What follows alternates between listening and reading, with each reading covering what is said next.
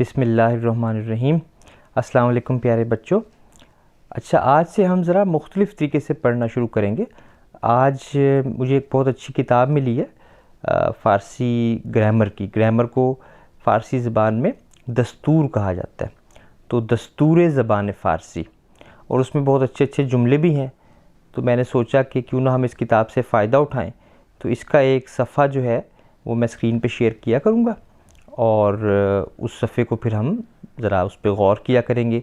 आप अपनी कॉपी पे, अपनी दफ्तर पे ये लिखा करेंगे चीज़ें अच्छे तरीके से। तो हम ज़्यादा टेक्निकल इंशाअल्लाह ताला उसमें जा रहे हैं, ज़बान को सीखने की तरफ।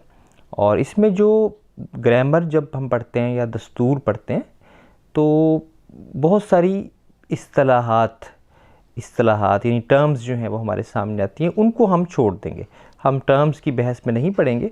हमारा मकसद जो है वो सीधे तरीके से ज़बान को सीखना, हम उसकी मिसालों पे गौर करेंगे, उसके इस्तेमाल पे गौर करेंगे। तो आज जो सफ़ा हमारे सामने है उस पर ज़रा गौर करते हैं, उससे ज़रा पढ़ते हैं इकट्ठे। तो ये वही रूल है, वही दस्तूर ज़बान का हिस्सा है जो हमने पिछली मरतबा कर लिया था, लेकिन उसके वो हम उसे ज़रा दोहरा रहे हैं उस बात को। तो जुमले हमारे सामने हैं, जुमलों को पढ़ते हैं। किताब मन रूए मीज़ अस्त।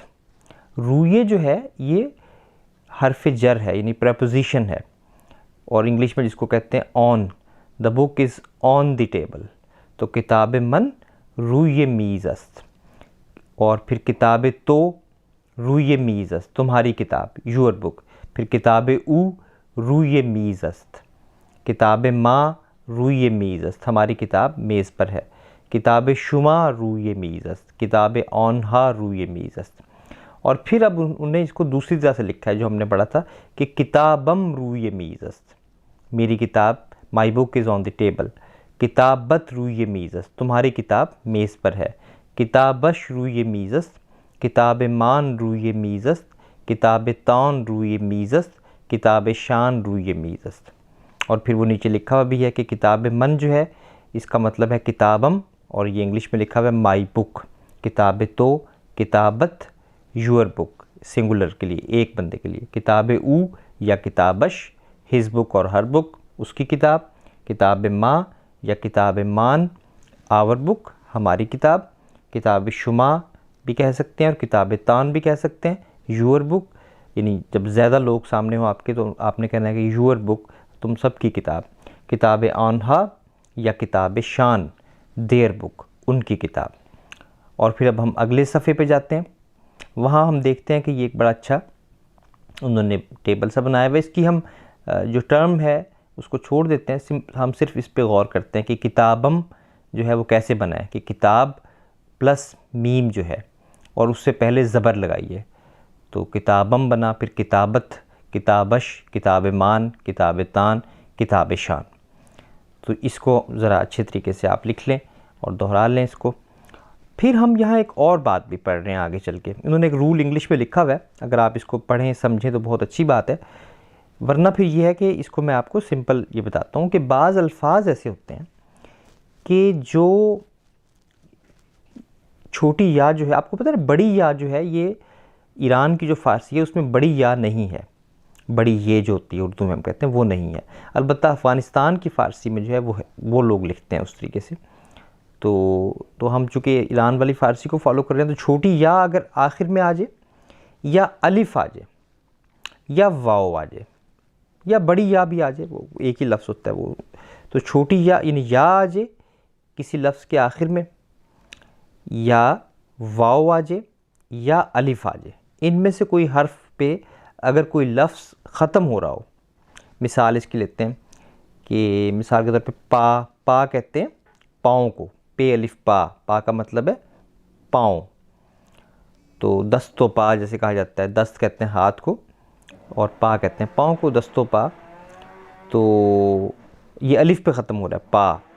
इसी तरह जैसे मुँह जो है ये कहा जाता है बालों को, मुँह ये मुबारक।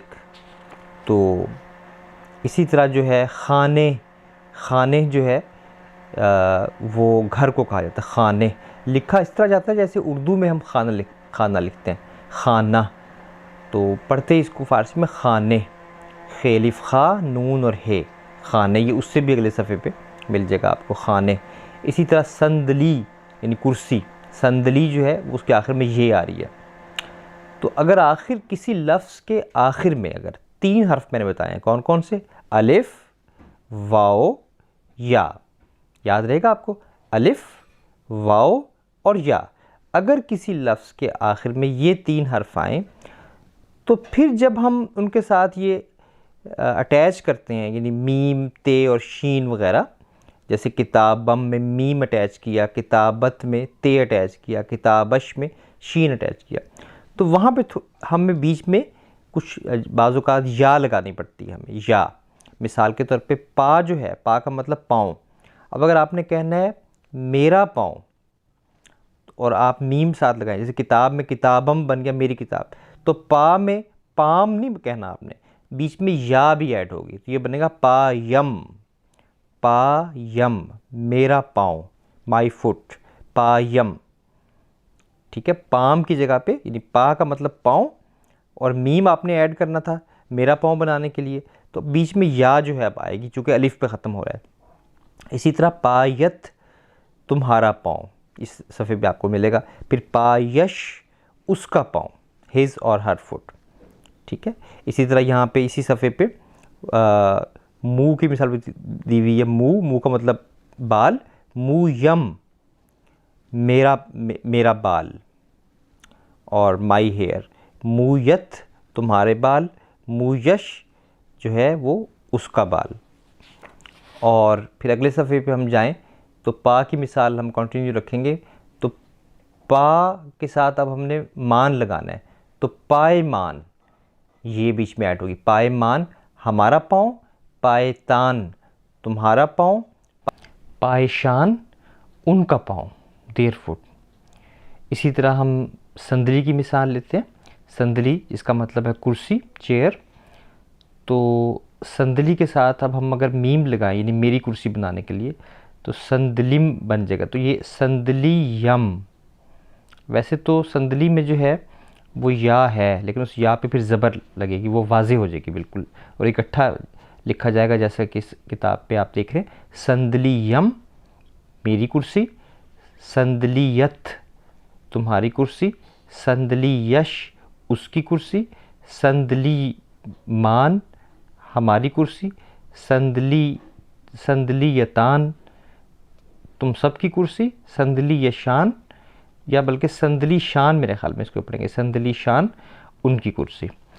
अब यहाँ खाने पे आप गौर कीजिए, यानी खाने जिसका मतलब है घर, यहाँ पे जो है वो ये का इजाफ़ा नहीं हो रहा, बल्कि अलिफ का इजाफ़ा हो रहा है। यानी पहले तो हमने या का इजाफ़ा पढ़ा है ना, कि या का इजाफ़ा करना है, लेकिन हे पे अगर ख़त्म हो रहा हो, इस तरह की जो है होती है खाने, तो उसमें खाने अम मेरा घर, खाने अत तुम्हारा घर, खाने अश उसका घर, खाने आगे सिंपल उसमें कोई फ़र्क नहीं है, खाने मान, खाने तान, खाने शान, नहीं हमारा घर, तुम सबका घर और उनका घर। तो ये हमारा सबक जो है मुकम्मल हुआ। इस किताब में कोलोकियल यानी जो बोल चाल की फ़ारसी है उसके मुतालिक भी है, लेकिन वो हमारे इस कोर्स में हमने कोलोकियल फ़ारसी को शामिल नहीं किया। हम जो सही तहरीरी, रस्मी और क्लासिकल फ़ारसी है वही हमारे इस कोर्स का हिस्सा है, मकसद है, तो इसलिए उसको हम इसमें शामिल नहीं करेंगे। बहुत शुक्रिया, खुदा हाफिज़।